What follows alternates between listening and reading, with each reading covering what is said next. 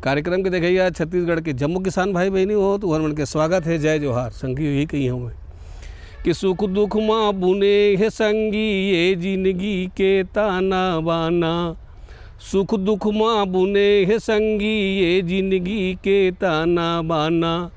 Gerbera के फूल लगा ले खाल गाले खुशी के गाना। अजी झरबेरा के फूल लगा ले गाले खुशी के गाना। देखो देखो संगवारी झरबेरा के खेती के पाली हाउस में तैयारी। कार्यक्रम के देखिए संगवारी और उनके फिर से स्वागत करत हमें। आज संगी हो आज आप मल्ला कि झरबेरा के खेती पाली हाउस में कैसे करना है यही विषय में जानकारी देबो संगी हो। तू मन जानता हो कि फूल चाहे कोनो होए आसवन विधि से अगर कहूँ इत्र निकालते हैं या तेल निकालते हैं तो वो बहुत महंगा बचाते हैं। माने फूल है और सास फूल घलो घलो बहुत महंगा बचाते हैं संगवारी हो। काबर कि तू मन जानता हो कि फूल के जो उपयोग है तेन है साज सज्जा त्यौहार स्वागत समारोह ये सब्बों में लगते। ओखरे स्थिति हर शहर में एक ठन फूल के छोटे मोटे मार्केट जरूर होते संगी हो, तो बेचाए के भी कोई परेशानी नहीं है। दूसरा जो झरबेरा के जो फूल है तेल एक बार लगा लेबे तो 3-3 साल तक चलत भी रही। तो आवा जानीन कि झरबेरा के फूल ला पाली हाउस में कैसे करे जाए ये विषय के विशेषज्ञ के रूप में आज हमारे बीच में आए हुए हैं डॉक्टर देवशंकर जी। ये देवशंकर इंदिरा गांधी कृषि विश्वविद्यालय के वैज्ञानिक आए। तो एक से हम जानकारी लेबो। अब आज तुम थोड़ा सा पेन कापी घलो धर के बैठियो संगी हो ताकि एक जानकारी थोड़ा बारीकी से तुम मिल पाही। तो जानकारी शुरू करे से पहली एक छोटे से संदेश।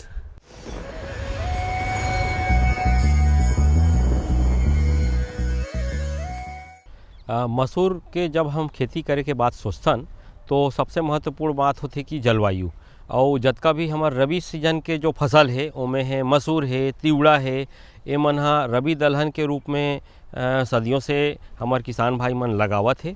और एकर जौन खेती बर छत्तीसगढ़ के आबो हवा है जलवायु है बहुत ही सुघर है और बहुत ही उपयुक्त है। काबर कि यहाँ पे जो छत्तीसगढ़ में जो वार्षिक वर्षा होते वो 1200 से 1400 मिलीमीटर के करीब होते। और एकर बार खरीफ में किसान भाई मन धान लगाते और धान के कटाई करत करत लेट हो जाते। और हमारे छत्तीसगढ़ के अधिकांश जो मैदानी इलाका के जो ज़मीन है वह कन्हार मट्टी है अर्थात भारी मृदा बोलथन वाला भारी मट्टी है।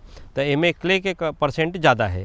तो एकर बार बिना कोई सिंचाई अतिरिक्त सिंचाई के रबी के मौसम में जेला हम रेसिडुअल मॉइस्चर में खेती कर सकथन ओकर बार मसूर और तिवड़ा ये उपयुक्त हो। उनमें से प्रमुख फसल मसूर है। और यदि हम एकर महत्व के बात करथन तो जतका भी दलहनी फसल है उनमें मसूर सबसे महत्वपूर्ण फसल है। एमें काबर की प्रोटीन के जौन मात्रा हा 22 से 24% प्रोटीन एमें पाए जाते। और साथ ही साथ एमें बहुत ही एसेंशियल या आवश्यक जो अमीनो अम्ल है वह पाए जाते।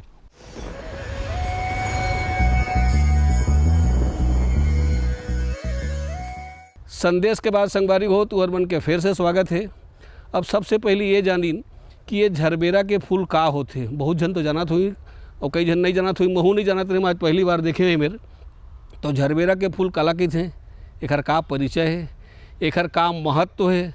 संगे संग में हमारे जो छत्तीसगढ़ के जलवायु है तेखर बर झरबेरा के जो फूल है तेन उचित है कि नहीं है। और साथ साथ में यहू जान लेथन कि एला लगाए बर पाली हाउस में भूइयाँ के तैयारी हमला कैसे करेल पड़ी। मांदा बनाएल पड़ी कि सोझे लगाना है, मांदा कतका ऊंचा रहा है कतका दूरिया रहा है। आवा देखथन झरबेरा एक सूरजमुखी कुल का पौधा है और झरबेरा एक ऐसा व्यावसायिक फसल है फूल वाली फसलों में। यदि अंतर्राष्ट्रीय बाज़ार में इसका मूल्य देखें तो ये जितने भी कट फ्लावर में उपयोग होते हैं या फिर जो बुके बनाने में उपयोग होते हैं उसमें उन फसलों में 10 जो फूलें हैं जो फूल वाली जो फसल हैं उसमें 5वें स्थान पर आता है। चूँकि ये कंपोजिटी कुल का एक पौधा है और इसका जो फूल है उसी का उपयोग सजावट के रूप में बुके बनाने के लिए और कई तरह के उपयोग शादी ब्याह में कई तरह के उपयोग में ये लाया जाता है। और इसका जो व्यावसायिक खेती है यदि देखें तो दूसरे जो फूल वाले किस्में हैं या दूसरे फूल वाली जो फसल हैं उसमें उसके बदले में इसमें ज़्यादा मुनाफा प्राप्त होता है। छत्तीसगढ़ प्रदेश का जो जलवायु है इस फसल के लिए बहुत उपयुक्त है। और यदि हम इसका जलवायु के बारे में देखें तो हमारा जो छत्तीसगढ़ का जो जलवायु है, जैसे छत्तीसगढ़ का मैदानी क्षेत्र, छत्तीसगढ़ का पठारी भाग और छत्तीसगढ़ का पहाड़ी क्षेत्र, तीनों ही जो क्लाइमेटिक जोन हैं इस जरबेरा फसल के लिए बहुत ही उपयुक्त हैं। और ख़ास करके ये देखा गया है कि यदि हम इसका पॉली हाउस में इस फसल का उत्पादन करें, प्रोटेक्टेड कंडीशन के अंदर या संरक्षित खेती के रूप में यदि इसका उत्पादन करते हैं तो उसमें ज़्यादा उत्पादन प्राप्त होता है। क्योंकि ये देखा गया है कि जो छत्तीसगढ़ का जो मैदानी क्षेत्र है, जो ग्रीष्म ऋतु में बहुत ज़्यादा तापमान होने के कारण जब गर्मी का मौसम आता है तो इस फसल को थोड़ा सा बचाने में दिक्कत होता है। इसलिए हम लोग किसान भाइयों को यही रिकमेंड करते हैं कि इसकी जो खेती है वो पॉली हाउस के अंदर ही करना चाहिए। और हमारा पूरा छत्तीसगढ़ इस फसल के उत्पादन के लिए बहुत ही उपयुक्त है। जरबेरा के उत्पादन के लिए जो भूमि की तैयारी, भूमि सबसे महत्वपूर्ण है। और इसमें सबसे पहले ये देखना चाहिए कि किस तरह का इसका मिट्टी होना चाहिए। इसमें सबसे पहला चीज़ है कि हमारे यहाँ जो जैसे मैदानी क्षेत्र में काली मिट्टी है और छत्तीसगढ़ के पठारी क्षेत्र में लाल मिट्टी और पहाड़ी क्षेत्र में भी लाल मिट्टी और बलुअर मिट्टी है। तो ये देखा गया है कि इसके लिए जो बलुई दोमट मिट्टी है सबसे बढ़िया होता है। वो मिट्टी इसलिए ज़्यादा अच्छा होता है क्योंकि इसका जो पानी को पकड़ के रखने की जो क्षमता है वो उतने ही पकड़ के रखता है जितना पौधे को ज़रूरत पड़ता है। और उन जैसे बलुई दोमट मिट्टी में जो फसलों का जो जड़ है, जैसे जरबेरा का जड़ है, उसका विकास बहुत अच्छे तरीके से होता है। और ये जो फसल है इसके लिए बहुत ज़रूरी है क्योंकि इस फसल का जो जड़ है ये 60 से 70 सेंटीमीटर ज़मीन के अंदर नीचे जाता है और उसको बिल्कुल हवादार मिट्टी की ज़रूरत पड़ती है। इसलिए ऐसे मिट्टी की ज़रूरत पड़ती है। और ख़ास करके यदि देखें, यदि पीएच की बात करें तो इसमें जो पीएच है वो न्यूट्रल होना चाहिए, मतलब 6 से 7 पीएच मान वाला मृदा इसके लिए उपयुक्त माना जाता है। और यदि इसके ज़्यादा पीएच है तो उसको नॉर्मलाइज करने के लिए कई तरह के तकनीक हैं, उसको उपयोग करके उसको कम किया जा सकता है।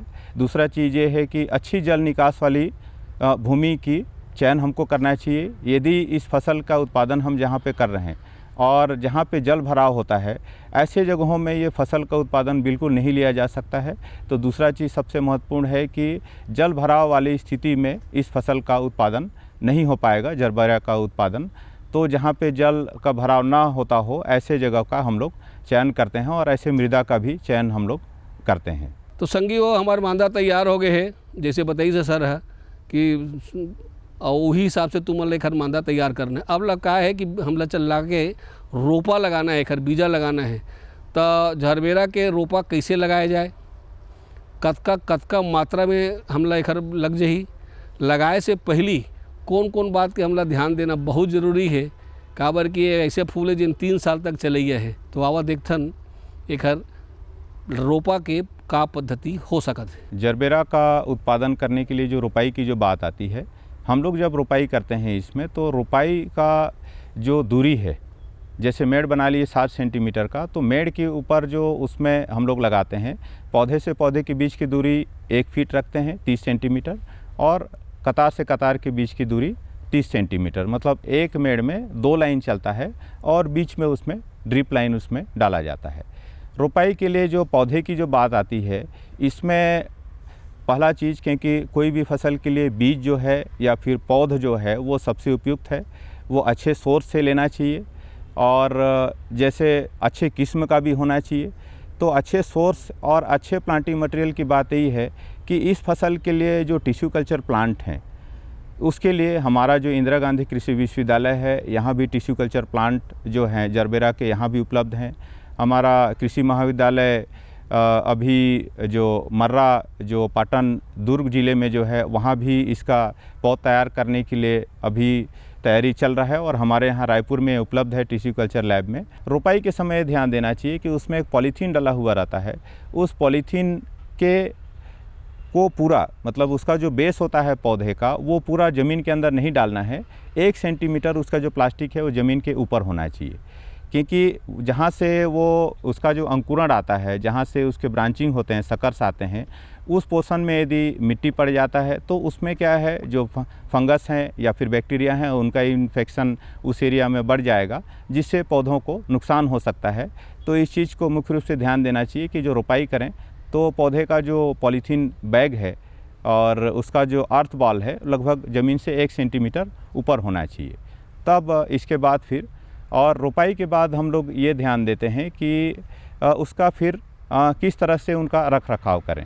अब तीसरी बात ये संगी हो कि कोनो भी चीज़ अगर जिंदा रखना है और ओकर अच्छा से विकास होए तो सबसे पहली ज़रूरत होते पानी की। ओकरे से तुमन देखे हो संसार के जतका बड़े बड़े शहर है, जतका बड़े बड़े जंगल है, तीन कोनो नदियाँ या समुद्र के तीर में हवा है। तो एमा पानी हमला देना है, पानी बचाते हुए भी देना है।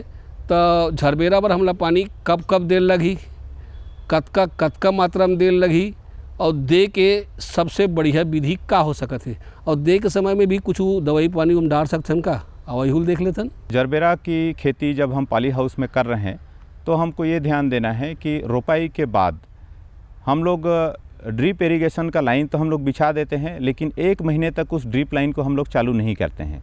और उस दौरान हम लोग प्रतिदिन जो सावर होता है, जो सावरिंग, जो पाइपलाइन और सामने रोज लगा करके जो उसमें फव्वारा जैसे उसमें फव्वारा के माध्यम से जो सिंचाई करते हैं बेड में पौधों को, उसके माध्यम से हम लोग सिंचाई करते हैं पौधों को। और 1 महीने तक वही लगातार चलता है। जब 1 महीने का हो जाता है वो सावरिंग के साथ में जो न्यूट्रेंट हैं अलग अलग, जैसे पहला दिन हमने सावरिंग किया तो दूसरे दिन जो NPK का जो 19-19-19 है उसका जो 6 किलो 1 एकड़ के लिए उसके लिए है, तो उसको भी घोल करके और कोशिश करते हैं कि पूरा घोल करके और एक एक पौधे के पास जब उसकी ड्रेंचिंग हमको करना हो तो एक एक पौधे के पास लगभग 100 ml वो पौधे के जड़ के पास हो जाना चाहिए। तो ये पूरा एक एक सप्ताह का एक शेड्यूल रहता है। जैसे पहला दिन हमने 19-19-19 दे दिया, दूसरे दिन हमने फंजीसाइड जैसे कार्बेंडाजिम और मैंकोजेप दे दिया, वो 1 ग्राम प्रति लीटर की दर से घोल बना करके वैसी ड्रेंचिंग करना है। फिर तीसरे दिन जो हाइड्रोजन पेरोक्साइड और सिल्वर जो है वो 1 ml पर लीटर की दर से उसको मिक्स करके वैसे ही उसको ड्रेंचिंग करना है। फिर तीसरे दिन जो बायोजाइम करके जो ह्यूमिक एसिड जो है वो हम लोग देते हैं, वो भी 1 ml पर लीटर के हिसाब से पानी में मिला करके और पौधे के बीच में जड़ के पास उसको एक 100 ml ऐसे पौधों को देते हैं। तो ये पूरा महीने भर तक ये शेड्यूल चलता है। और उसी के साथ में जो सावरिंग है, जो सिंचाई हम लोग जो देते हैं वो करते हैं। दूसरे महीने में जो सिंचाई हम लोग चालू करते हैं वो ड्रिप के माध्यम से करते हैं। और ड्रिप सिंचाई से जो करते हैं उसमें प्रतिदिन हम लोग 1 घंटा ड्रिप को चलाते हैं। दिन भर में 1 घंटा ड्रिप को हम लोग चला देते हैं, तो उतना जो पानी है वो पर्याप्त हो जाता है। ये 3 महीने तक लगातार हम ऐसे ही प्रतिदिन 1 घंटा ड्रिप को चलाते हैं। और साथ में उसके जो नाइट्रोजन और उसके जो न्यूट्रिएंट हैं उनका जो रिकमेंडेशन है उसके हिसाब से न्यूट्रिएंट को हम लोग चलाते रहते हैं। संगियो, ये झरबेरा के पॉली हाउस में वैज्ञानिक खेती की जो हमारी चर्चा है तेन तो चलते रहिए भी। आओ एक छोटे से संदेश ले लेते हैं।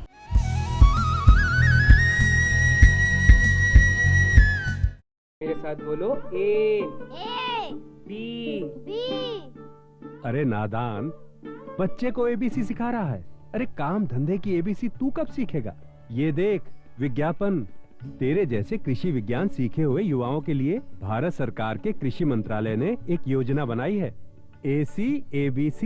ACABC? जी हाँ, ACABC यानी एग्री क्लिनिक्स और एग्री बिजनेस सेंटर। इसके तहत कृषि विज्ञान पढ़े युवाओं का चयन होने पर उन्हें मुफ्त ट्रेनिंग दी जाती है। और हाँ, अपना कारोबार चलाने के लिए बैंक से लोन भी मिलता है। इसके साथ ही अगर युवा अपने इलाके के किसानों की खुशहाली के लिए उन्हें खेती बाड़ी व अपने कारोबार से जुड़ी लाभदायक जानकारी देते रहेंगे तो उन्हें लोन पर 36 से 44% तक की सब्सिडी भी मिलेगी। तब तो मैं जरूर सीखूंगा काम धंधे की ABC। शाबाश, चलो अपनाएं स्वरोजगार, खेती में हो विकास अपार।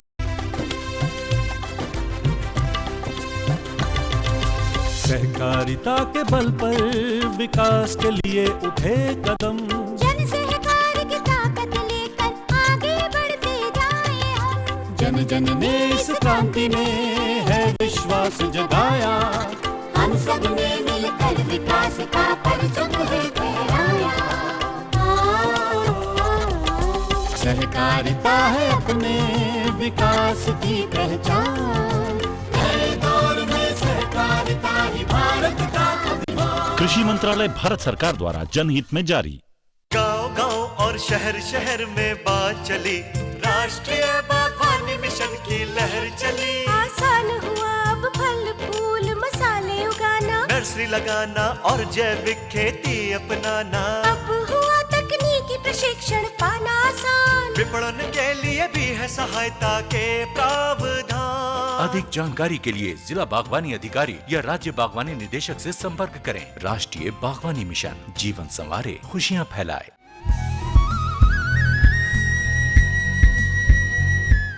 अब तीसरिया संगवारी बात जो ना थे कि फूल बढ़िया बढ़ाए, अच्छा बड़े जन रहा है काबर तभी मार्केट में ज़्यादा अच्छा दाम मिलते। तो ओखर बर जरूरी है कि हम एक बार खाद के प्रबंधन अच्छा ढंग से करें। तो एक जो खाद के प्रबंधन है तेन ला कैसे करना है, कौन विधि से डालना है, कतका मात्रा में डालना है, कतका बड़ जगह में कतका खातू लग जाही, है ना। आवा देखथन दया शंकर जी बता रहे हैं। इस फसल की खासियत ये है कि इनको बहुत पर्याप्त मात्रा में न्यूट्रिएंट की ज़रूरत पड़ती है, पोषक तत्वों की ज़रूरत पड़ती है। उसके लिए जैसे हम लोग जब ग्रोथ के लिए जब हम लोग इसमें न्यूट्रिएंट देते हैं तो 13-40-13 हम लोग ड्रेंचिंग कर दिए। इसके बाद जब ड्रिप चलाने की बारी आती है तो ड्रिप में हम लोग जब इसमें ड्रिप के माध्यम से चलाते हैं तो अलग अलग ग्रेड के इसमें NPK आते हैं, जैसे 13-40-13 या फिर 40-52-40, इस टाइप से अलग अलग के जो ग्रेड के जो हैं न्यूट्रिएंट वो हम लोग चलाते हैं। और ये अल्टरनेट डेज में मतलब एक एक दिन के अंतर में इनको पौधों को इसमें देना रहता है। और ये न्यूट्रिएंट जो है वो ड्रिप के माध्यम से ही पौधों को दिए जाते हैं। अब ज़रूरत ये है कि एमा कौन प्रकार के कीट और व्याधि लगते का, कौन से कीड़ा लगते, कौन से रोग लगते। वैसे तो पॉली हाउस में कीट ज़्यादा लगे नहीं, लेकिन फिर भी ओखर बावजूद भी लगते का, ओखर लक्षण का हो सकत है। हम कैसे चिन्हबो कि फलाना चीज़ में लगेगी कि और वो रोग और व्याधि कहूँ लग जाए तो हमला ओखर निदान कैसे करना है, कौन दवाई ला कतका मात्रा में जानना है। आवा देखा था जरबेरा के उत्पादन में जब हम पॉली हाउस में उत्पादन करते हैं, क्योंकि ये प्रोटेक्टेड स्ट्रक्चर रहता है तो बहुत ज़्यादा दिक्कत तो कीट का नहीं होता है। फिर भी इनमें हम लोगों ने देखा है कि इसमें वाइट फ्लाई का प्रकोप जो है वो भी देखा गया है। और इसके बाद जो माइट्स हैं वो भी इसमें आता है और एफिड्स भी आते हैं। तो ये जो रस चूसने वाले जो कीड़े हैं, पत्तियों को खाने वाले कीड़े तो कम आते हैं इसमें, रस चूसने वाले कीड़े जो छोटे छोटे कीड़े हैं वो देखे गए हैं। और माइट्स के लिए माइटिसाइड्स जो हैं वो मार्केट में अवेलेबल हैं अलग अलग कंपनी के। उनका जो रिकमेंडेशन है वो 1 ml 2 ml 1 से 2 ml पर लीटर के दर से उसको स्प्रे हम लोग या ड्रिप में भी हम लोग उसको चला सकते हैं। और दूसरा जैसे जो सकिंग पेस्ट हैं जैसे एफिड है या फिर वाइट फ्लाई है, उसके लिए जो है जो कोई भी दही कीटनाशक जो मार्केट में उपलब्ध है उसका 1 ml प्रति लीटर की दर से घोल बना करके पौधों के ऊपर हम लोग स्प्रे उसमें करते हैं। इसके बाद यदि दूसरा देखें तो जो माइट्स और इसके अलावा जो दूसरे जो इंसेक्ट जैसे बीमारियां हैं, तो बीमारियों का जो प्रकोप है वो देखा गया है कि जैसे कई बार इसमें विल्टिंग होता है या फिर रॉटिंग का दिक्कत देखा गया है, रूट रॉट का। तो उसके लिए हम लोग जो पौधे हैं उनको रोपाई के समय ही फंजीसाइड से ट्रीट करके और इसके बाद फिर रोपाई करते हैं। तो फंजी जो साइड हैं जैसे रिडोमिल है और कार्बेंडाजिम है, ये सब जो फफूंदनाशक हैं 2 ml प्रति लीटर की दर से घोल बना करके रोपाई के पहले पौधों को इसमें ट्रीट करते हैं। और ऑलरेडी हम लोग क्योंकि ये जो फंजीसाइड बेड में डाल चुके हैं तो बीमारियों का प्रकोप ऐसे ग्रीन पॉली हाउस के अंदर कम देखा गया है। अब एक बात और जानना है संगी हो कि जब तक के बने ढंग से फ़ायदा नहीं होही तक किसान भाई मन है एक खेती ला नहीं कर सकें।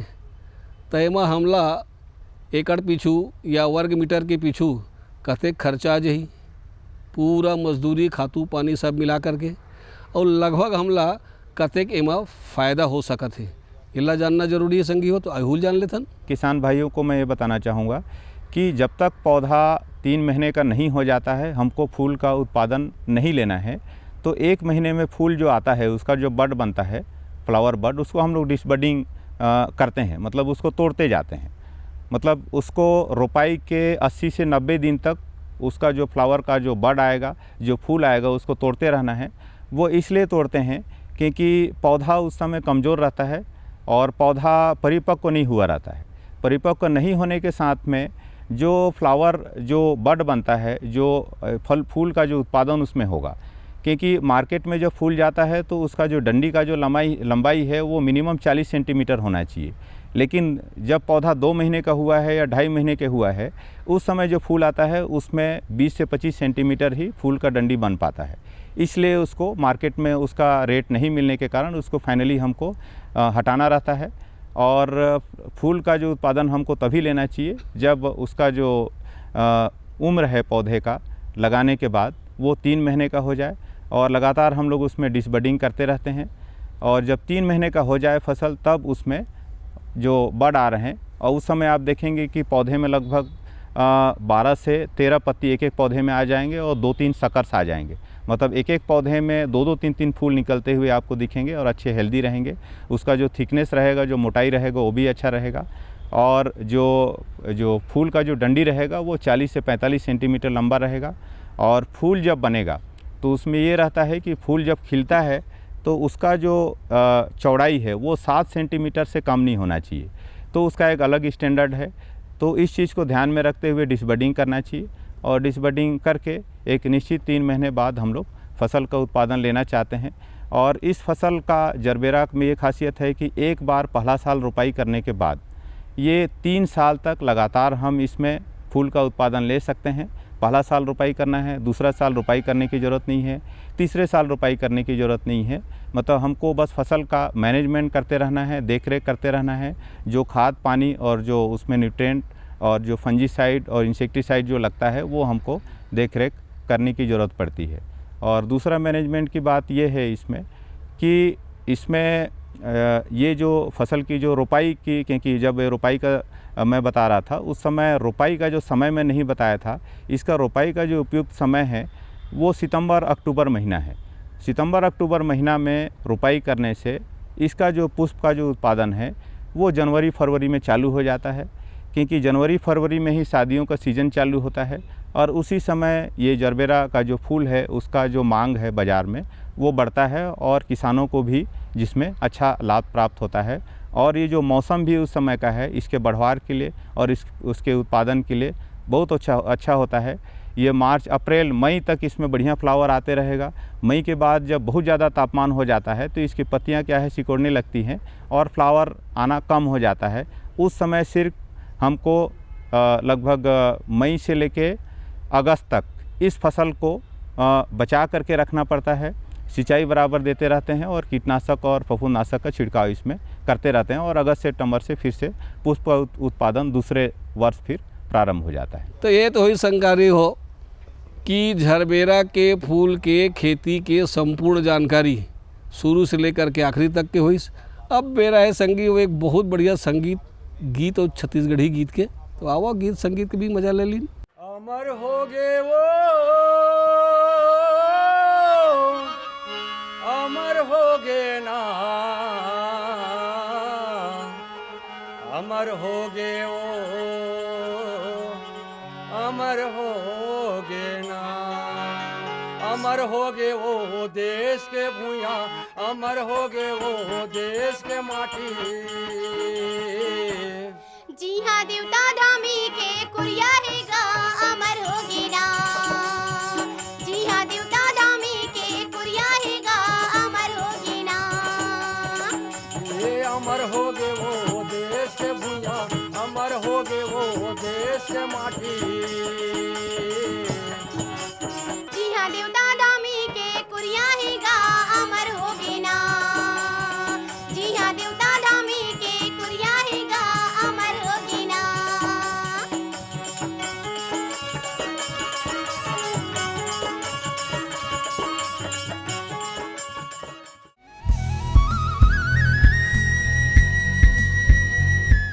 तो एक बात तो पूरा तुम समझ गए हो संगी हो कि जो जरबेरा के फूल के जो खेती है तेन बड़ा फ़ायदेमंद देने वाला हवा है। बस ये है कि तरीका आज जो बताई से हमारे वैज्ञानिक जी है दया शंकर जी है ओखरे हिसाब से खर खेती करिया तो निश्चित रूप से खूब फायदा हो ही। और गीत संगीत के घलो तुम मतलब मजा आई सोई हुल हम जाना थन। तो संगी आज बसा तत् के अवैया दरी बार एक नवा विषय लेके फिर आपके सेवा में हाजिर होबो। तल घस जम्मो संगवारी मल्ला जय जोहार।